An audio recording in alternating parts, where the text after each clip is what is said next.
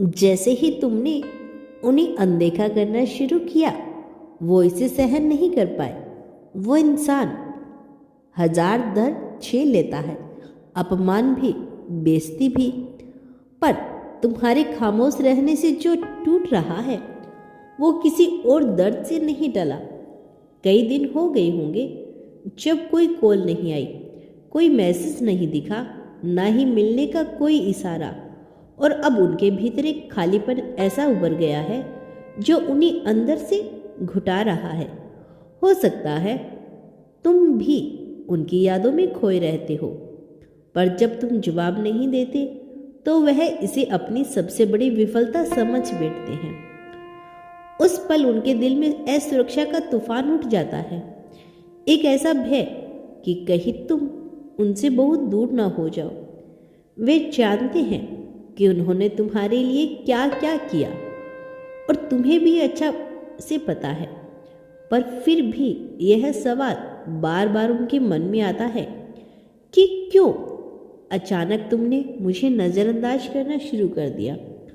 तुम समझ नहीं पाते कि वक्त पर एक जवाब ना देना उनके आत्मविश्वास पर कितना गहरा घात है। तुम सोचते हो शायद यह सिर्फ कुछ समय के लिए है, पर उनके लिए यह चोट गहरी और भीषण बन चुकी है। अब उनके पास रहने की शक्ति कम बची है।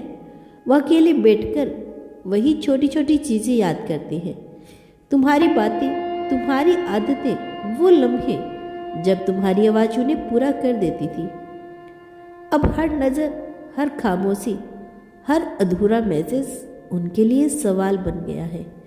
उनकी आंखों में बार बार वही एक ख्वाहिश उभरती है, बस तुमसे एक बार फिर जुड़ना है, बस एक बार तुम्हारी हंसी सुन लेना, बस एक बार यह जान लेना कि सब कुछ ठीक है। अगर तुम उन्हें एक बार फिर जवाब दोगे, एक बार फिर सामने आकर उनकी आंखों में देखोगे, तो यह जो अंदर का तूफान है थमने लगेगा। पर अगर चुप्पी बन रही हो तो यह टूटन और भी गहरी होती जाएगी। तुम्हारे एक शब्द से उनकी दुनिया लौट सकती है और तुम्हारी आवाज उनकी सबसे बड़ी राहत बन सकती है। दोस्तों, अगर यह यूनिवर्स संदेश आप सुन पा रहे हैं तो यूनिवर्स की नज़रों में आप परम सौभाग्यशाली हैं। आज यूनिवर्स आपसे कहना चाहते हैं कि वो जानते हैं कि सच्ची मौजूदगी वही होती है जहाँ बातों से ज़्यादा आंखें बोलती हैं, जहाँ खामोशियों भी संवाद बन जाती है। तुम्हारे साथ खाना खाना अब कोई आदत नहीं, अब वो एक इबादत बन चुकी है। उनकी नज़रें तुम्हारे चेहरे पर ठहरती है जैसे कोई देवता अपनी आराधना के दीपक को देख रहा हो।